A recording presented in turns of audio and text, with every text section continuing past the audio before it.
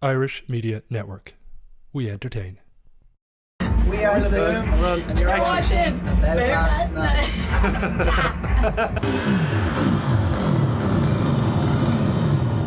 Welcome back to About Last Night on what is the last episode of Season 2. We're a little sad, but not too sad, because we plan on going out with a bang.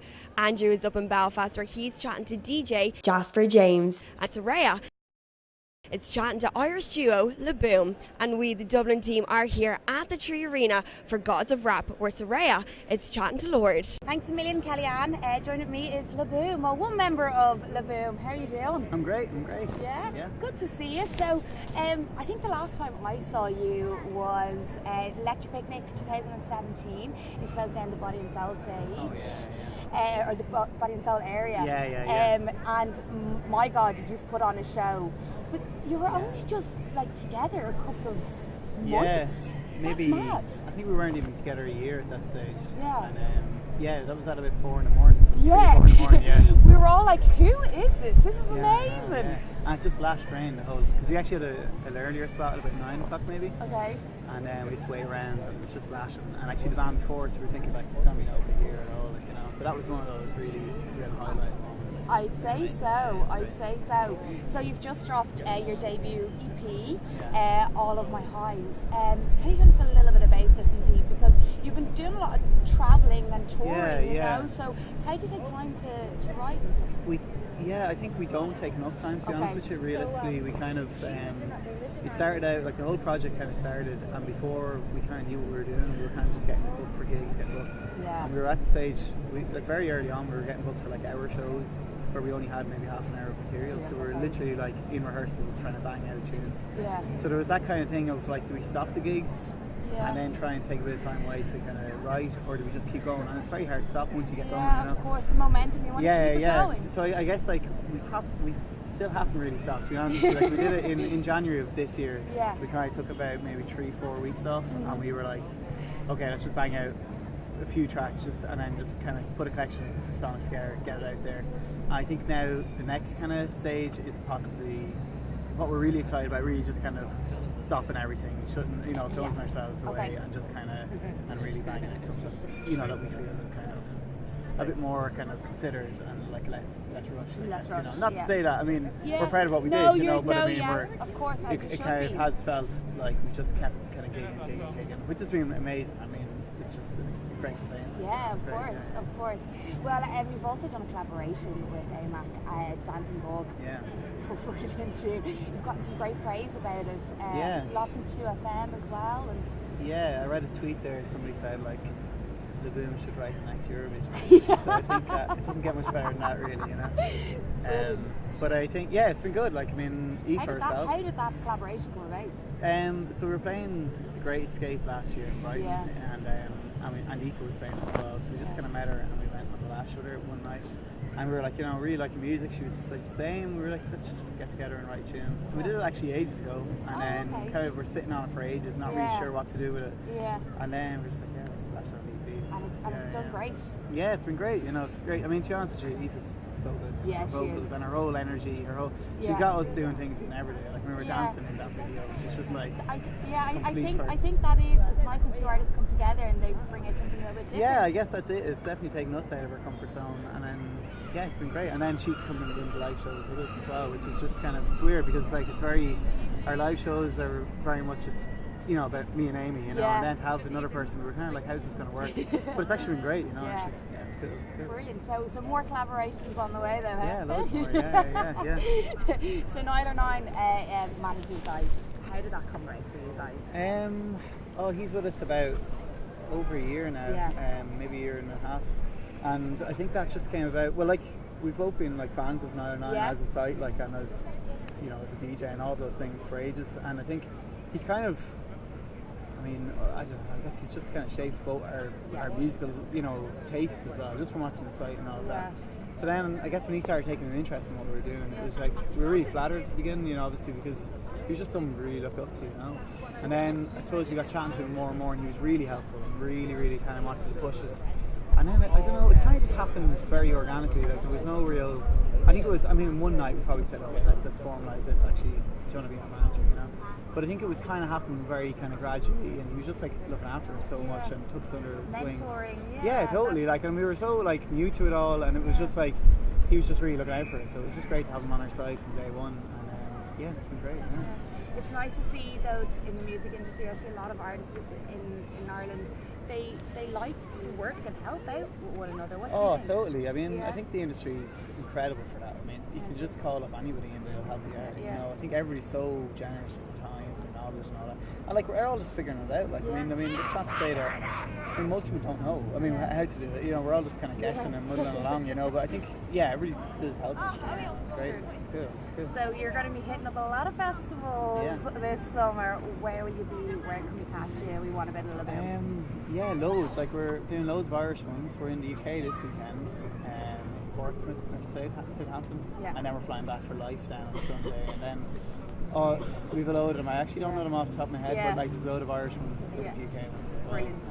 I suppose the big highlights will be we've got a big one at Sea Sessions, a really good slot, and a really big slot at Indie Bands as well. Brilliant. And I think the UK Latitude will be a big one for us, and Why Not Festival as well. Brilliant. Yeah, it's good. Well, guys, you know where to catch these guys. I caught up with DJ Lord from Public Enemy last week, so check it out. I'll see you later, guys. Bye. Sitting beside me is turntablist extraordinaire DJ Lord from Public Enemy. Hello and welcome to Dublin. How are you? I'm good. Feels good being back. Yeah, fantastic. I know the last time you were here, maybe 2015, you were touring with The Prodigy. You also played Electric Picnic twice, 2005, 2011. So you know the Irish crowd quite well. What are you expecting from tonight? The same. Irish crowd is always lit. They're always ready to party, which I love. Yeah. Good reception, warm crowd. I love Ireland. It's really dope. Deadly. Well, come here. We're here in the Three Arena in Dublin. You're at the start of the European Gods of Rap tour. How did the heavyweights of the rap industry come together to put on a tour like this?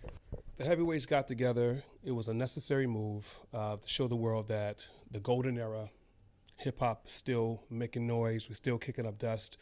And it matters. Yeah, I mean, it's a lot of the new stuff is cool. It's cool, but you can't forget they call it old school. Yeah, you can't forget the origin of where you come from and who laid the foundation. And you know, Wu-Tang is still crushing it. De La still crushing it. Premier's crushing it. Big shouts out to Premier. DJ Life, homie.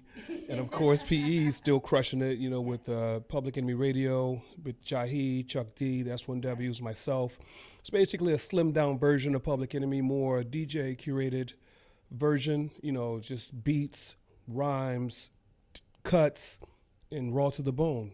So we got together for a hip hop purpose. Let's say that. Okay, I'm liking that. So you've toured all over the world with Public Enemy. For Prophets of Rage, and also solo. Do you have any like fond memories or a favorite time throughout your career touring with them?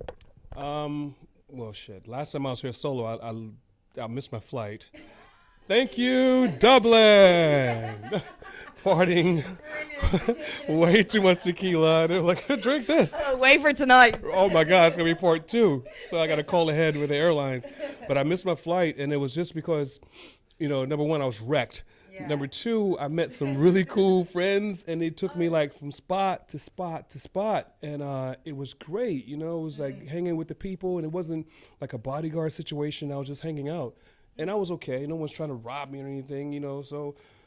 No, we're very laid back here. Exactly, and I love it because I'm laid back, and I got off stage and people's like, oh, don't go out there, you don't get mobbed. Once they got over initial fact that, oh shit, Lord is out here partying. Can I say shit? Yeah, of course, you say shit. Shit, yeah, damn, piss. But Lord is out here partying with us, and I was partying with like 10 people. Cool. And it was great, so yeah. So that's a fun memory for you then. Memory of being back in Dublin, yo. Just drink my water now. So as you said, yeah, part 2 is happening. But tell me a little bit about you growing up.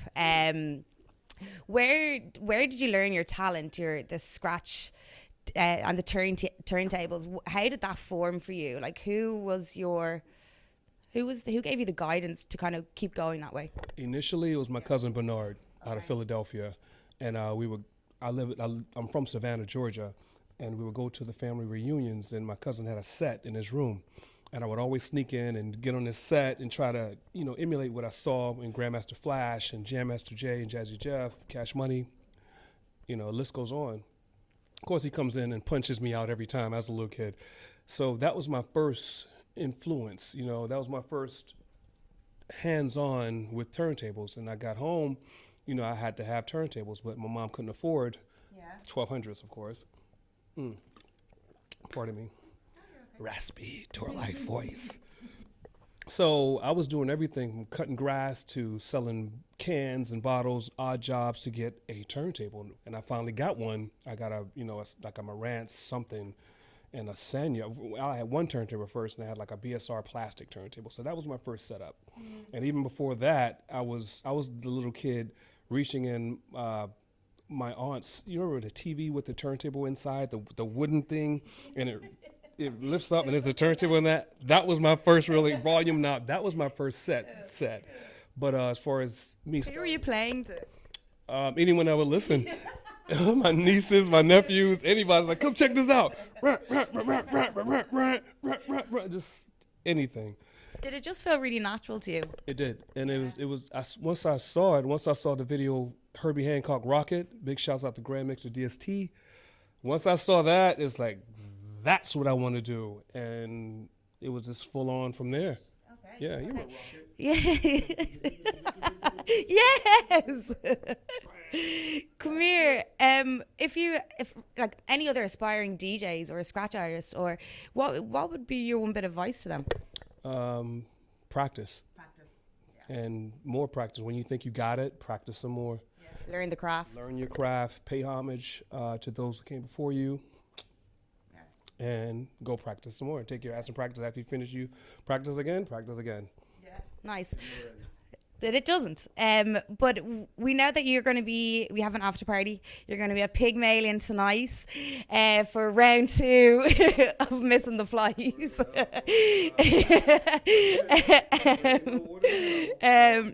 Getting dehydrated is very important, kids.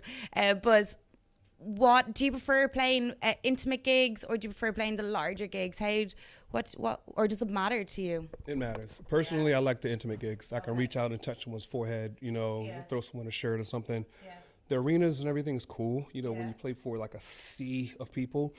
But I like the small, intimate gigs, and you just see people lose their shit right there when you drop a tune, and they just, you can see it. Yeah, you can feel their energy, and they throw it back to you, and you give it to them, and it's a real, really, really intimate connection. And that's where I started, and I retort back to that every time. Sweet. Yeah. Sweet. What's the plans now after the tour finished? What are you going to do? You're going to take some R&R, or are you going to go back in studio, or what's your buzz? What is R&R? Raxy, do you know? What is being off? Probably get back to our Muay Thai gym. They're calling me soft now because I haven't been back training. Big shouts out to Unit 2. Big shouts out to Will, Muay Thai crew. Set it up. Get back to training. Gain a little bit of weight on the road. Prophets of Rage. We're working on some new music. Going to drop an album. Got a tour happening in August. Coming back probably this way around August, October, August. Okay. Another March tape. I'm dropping March tape Volume 3. Shouts out to P.O.D. Cody.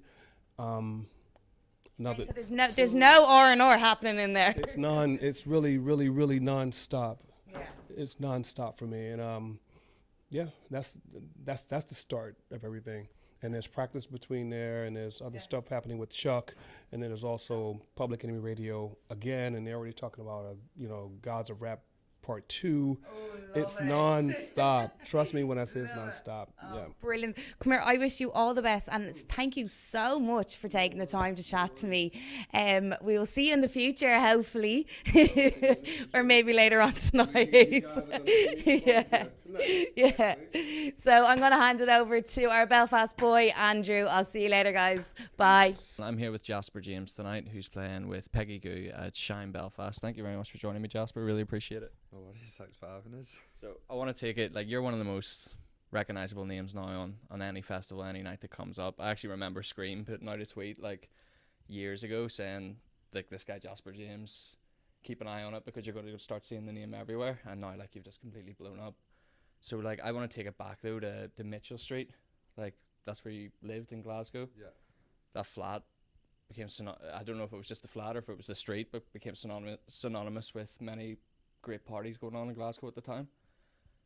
It evolved into a mix series, evolved into your record label. Yeah. How influential were those early parties in, you know, making you what you are today? It was somewhere where I kind of had some of the best nights of my life, I suppose, Yeah. like after parties, because obviously with the licensing laws in Glasgow, everything finishes at 3 o'clock in the morning. In fact, now it's changed till 4 in the morning. It's just the last week, so that's pretty amazing. But back then, like, you kind of need to go somewhere because that's not quite enough time. And it just so happened that everyone just ended up back in my flat, so and the mix series just kind of came naturally. That was just something that happened from kind of partying and then wanting to listen to tunes, and then we just started kind of randomly recording stuff, and it was always just like a kind of live first take set, and kind of that's where the magic happened, I suppose. Yeah.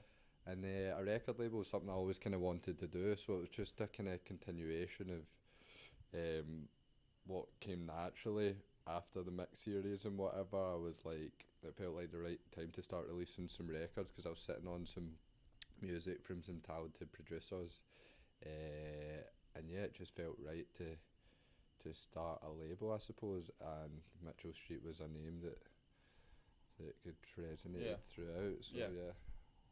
So you mentioned it there as well. You know, Sub Club can now go to 4 a.m. Yeah. Belfast and Glasgow share many similarities in terms when it comes to wrestling different licensing laws. With that little extension that's come on to Sub Club, do you feel like that's a sign that maybe things are starting to change now in the UK? Do you think licensing's becoming a little more lenient, or is this very much just a one-off thing and we shouldn't get too excited? You know what? If I'm completely honest, I actually don't know. Yeah. Not done too much digging around what's happened there, but 1 hour extra is an improvement for sure. And actually, Saturday that's just gone there, it was open till 5 a.m. I don't know why that was. Yeah, it's like a special, like for like Easter holidays or something. Yeah. Like they can go like that little hour so extra. 5 a.m. must have been, if you're coming spilling on the streets of Glasgow at 5 a.m, you must be thinking, God, this is late. Because I don't know, when we spill out into the streets at 3, it feels late. I also think like the kind of Glasgow crowd maybe doesn't know how to pace themselves till then. Yeah. You know what I mean? It's like people go to the club even though it starts at 11 and finishes at 3. A lot of people don't even arrive in the club till like 12:30, 1 o'clock. Yeah. So it's just been like that for so long, where I think kind of Glasgow culture and Scottish rave culture is like everyone just gets as hammered as possible for a really short burst of time for like 2 hours, and they just absolutely lose their shit. So I guess maybe they'll have to start kind of trying to work out how to pace themselves a bit better over the course of the 5-6 hours, which is a good thing. Yeah. So Scottish crowds and Irish crowds share many similarities because of that as well. With like because there is such, like you said, such a short amount of time. Mm-hmm. No time for a warm up really. You only got 3 hours in there, so you need to go as hard as you can. I totally. I remember a hard night you had with Christian Woods, I think it was, from Schmitz here, and you guys ended up going to Ibiza together after a shine. You obviously feel the connection with, you know, with like crowds like that, with Scottish crowds, with Irish crowds, such high energy. Yeah. Do you see those similarities between 100%, yeah? 100%. Yeah. I mean, two of my favourite places to play in the world are Scotland and Ireland. Yeah. Due to the fact that the crowds are just fucking absolutely bonkers. Yeah. There's no other way to put it. They're just absolutely nuts. I mean, you play in Europe, and don't get me wrong, people go for it, and like I love playing in and out Europe in and around Europe as well. But it's just something different about Glasgow and Belfast and Dublin. And well, that's it for season 2 of About Last Night. We'll be back with season 3 in a couple of weeks, where we'll be showcasing the best in Irish festivals.